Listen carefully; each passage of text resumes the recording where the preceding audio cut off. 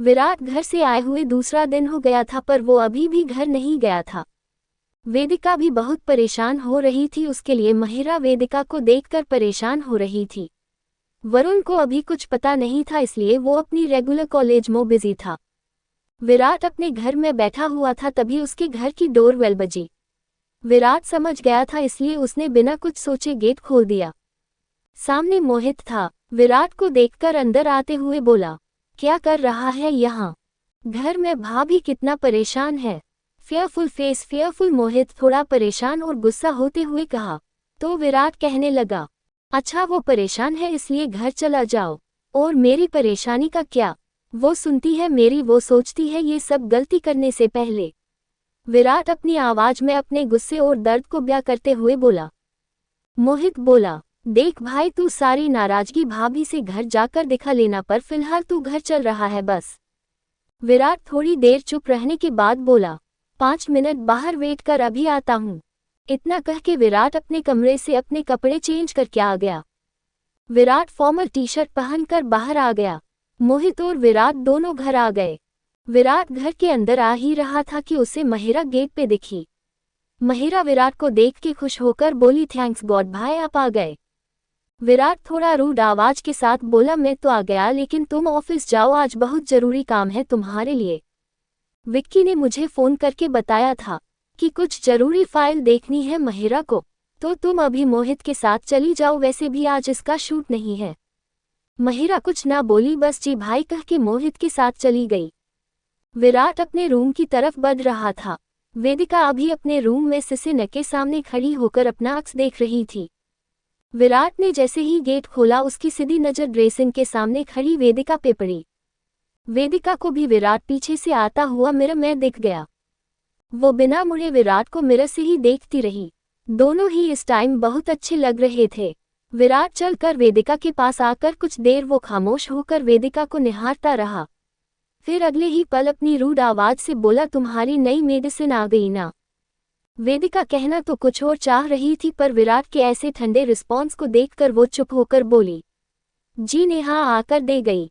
विराट वेदिका के पास से जाने लगा, तभी वापस आकर कहने लगा, अब फिर से कोई बेवकूफ़ी मत करना, और दूसरी बात, तुम खुद जितना जल्दी हो जाओगी उतनी ही जल्दी तुमको हॉस्पिटल भी वापस ज्वाइन करना है। वेदिका ये सुनते ही हल्की सी मुस्कुरा दी। विराट अभी वहां से जाने लगा तो वेदिका ने पीछे से उसका हाथ पकड़ लिया। विराट ने पीछे मुड़कर देखा तो वेदिका अपने कान पकड़े खड़ी थी। वो आंखों ही आंखों में विराट से सॉरी कह रही थी। विराट ने एक नज़र उसको देखा, फिर व्यंग से उसकी ओर हंसते हुए बोला, स्मर्क स्मर्क, मजाक है ना सब तुम्हारे लिए, पर मेरे लिए नहीं है। मैंने पहले भी कहा है, आज फिर कह रहा हूँ, अपना सब कुछ खो चुका हूँ पहले ही, और सब कुछ खोकर अपने दिल को भी पत्थर का बना लिया था, पर तुमने आकर सब ठीक किया। अब फिर से पत्थर बन गया तो तुम क्या खुद वो भगवान भी मुझे नहीं पिघला सकता। पाउटिंग पाउटिंग याद रखना, आगे से उंगली से ऊपर की ओर इशारा, उंगली से ऊपर की ओर इशारा, उंगली से ऊपर की ओर इशारा। वेदिका कहना तो बहुत कुछ चाह रही थी, पर वो विराट के गुस्से के आगे कुछ ना बोल सकी। अभी दोनों ही चुप थे, तभी विराट का फोन बजा। चित्रांशी का फोन था। चित्रांशी वीडियो कॉल पे थी। विराट ने जैसे ही फोन उठाया, चित्रांशी ने सीधा बिट्टू के आगे कैमरा कर दिया था।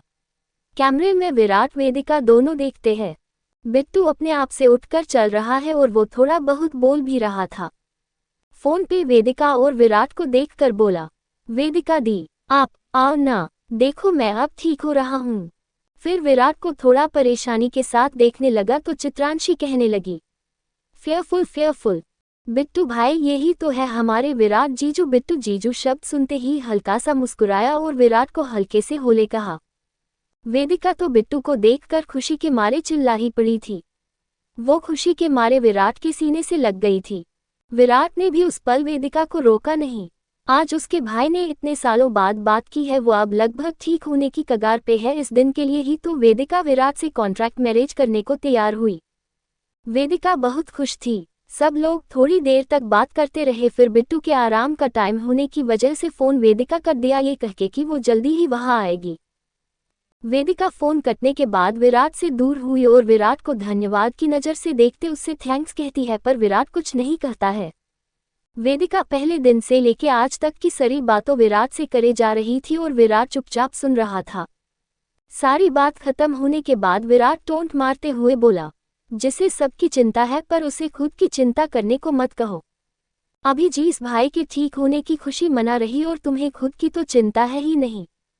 तुम्हारी गलती की वजह से तुमको कुछ हो जाता तो सोचा है उस मासूम बच्ची के बारे में जो अभी 17 साल की है, कैसे वो सब संभालती, कैसे दोनों का ध्यान रखती। और माँ वो तो अभी एक बार भी मुझसे या तुमसे नहीं मिली क्या कभी। पर तुम्हें इससे क्या, तुम तो करो वही जो तुम्हारा मन करे। Fearful smirk. वैसे मैं आज तुमको स्पेशल बात बता रहा हूँ। आज से तुम अपना खास ध्यान रखोगी क्योंकि हो सकता है हमारा दुश्मन फिर कुछ करने की सोचे। 3 मैंने सिन्हा अंकल के साथ मिलकर फिर से जांच शुरू करवा चुके हैं। 3 और इस बार बिल्कुल गहराई से होगी, इसलिए तुम प्लीज कोई गलती मत करना। उंगली से ऊपर की ओर इशारा, उंगली से ऊपर की ओर इशारा, उंगली से ऊपर की ओर इशारा।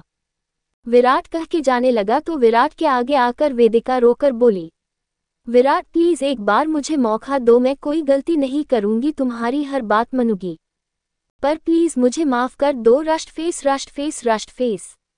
विराट वेदिका को देखकर दुख और गुस्से से चिढ़कर बोला, माफ और तुमको स्मर्क, ताकि फिर से तुम अपने मन की करो है ना। विराट वहां से बाहर आ गया। वेदिका वहीं बैठकर रोने लगी। राष्ट्र फेस। वो सोचने लगी कि क्यों उसने विराट की बात नहीं मानी, क्यों उसने ऐसी बेवकूफ़ी की। वेदिका की आंखों में दुख और अफसोस दोनों के मिले जुले आंसू थे। Fearful astonished face, fearful face, राष्ट्र फेस। वो बैग के सिराने बैठ गई और अभी थोड़ी देर पहले विराट ने जो पास आकर कहा उसे याद करने लगी। विराट बाहर जाते टाइम उसे जब कहता था तो उसकी आंखों में प्यार और गुस्सा दोनों दिख रहा था। वेदिका उसकी आंखों को ही देख रही थी।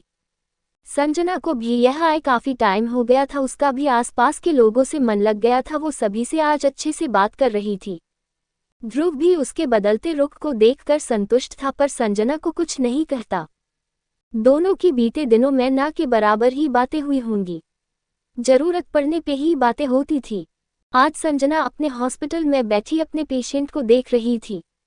तभी वो देखती है कि आज मुरारी काका बहुत उदास है और गौर से देखने से साफ पता लग रहा था कि वो रोए हैं, या ये कह लो कि सफाई करते करते भी उनकी आंखों में आंसू आ रहे थे।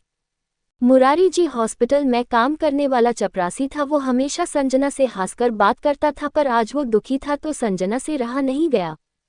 क्या हुआ काका, आज आप परेशान हो? किसी ने कुछ कहा है क्या?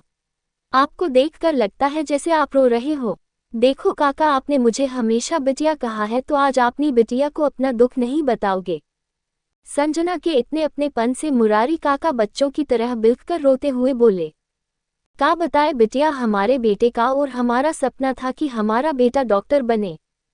उसकी मेहनत की वजह से उसका डॉक्टरी में नंबर तो आ गया है, लेकिन मुझ गरीब के पास उसकी एडमिशन फीस के लिए भी पैसे नहीं है। जो थे वो सब बाकी उसके छोटे भाई बहनों पे खर्च हो गए। अब वो कैसे अपना दाखिला लेगा, कैसे जाएगा, और चला भी गया तो कहाँ रहेगा। बस इसलिए हमारा जी भर आया। राष्ट्र फेस फेयरफुल। संजय सारी बात सुनकर अपना कार्ड देते हुए बोली, काका अभी मेरे इस एटीएम को आप अपने बेटे को से देना, उसके काम आ जाएगा। और वैसे भी मेरी ज़रूरतें अब कम हो गई हैं, और मेरी कमाई अगर मैं किसी नेक काम में लगा सकी तो मुझे बहुत खुशी होगी। काका पहले तो मना कर रहे थे, पर सजना के बार बार समझाने पे वो मान गए और अपने बेटे के लिए पैसों के इंतजाम होने की खुशी में एक बार फिर से रो पड़े। स्लीपी। संजना अपने रूम पे आ गई थी, पर आज उसे अंदर ही अंदर बहुत अच्छा लग रहा था, पर उस समझ नहीं आ रहा था कि वो किस बात से ज्यादा खुश है। संजना मीरा और शांताबाई से बात करते हुए सारी बात बताती है। वो दोनों भी पूरी बात सुनकर बहुत खुश होती है और संजना को भी उसकी हेल्प करने के लिए धन्यवाद देती है। उन तीनों की बातें ध्रुव भी सुन लेता है। उसका मन होता कि वो संजना से बात करे, पर फिर कुछ सोचकर उसके रूम में भी नहीं जाता है। वो अपने रूम में आकर आज की सारी घटना के बारे में विराट और सिन्हा सर को मैसेज कर देता है। महिरा मोहित के साथ जब से आई तभी से ऑफिस को एक एक फाइल को चेक कर रही थी, पर वो फाइल नहीं मिली जिसको डिटेल उसे विक्की को भेजनी थी। मोहित भी आज महिरा के साथ फ्लर्ट करना छोड़कर सीरियस होकर के काम कर रहा था। सुबह से शाम हो गई, पर अभी तक उन दोनों को पुराने अकाउंट की फाइल नहीं मिली। शाम को महिरा बहुत थक जाती है। कहानी को पढ़कर कमेंट भी कर दिया करो और शेयर कर दिया करो।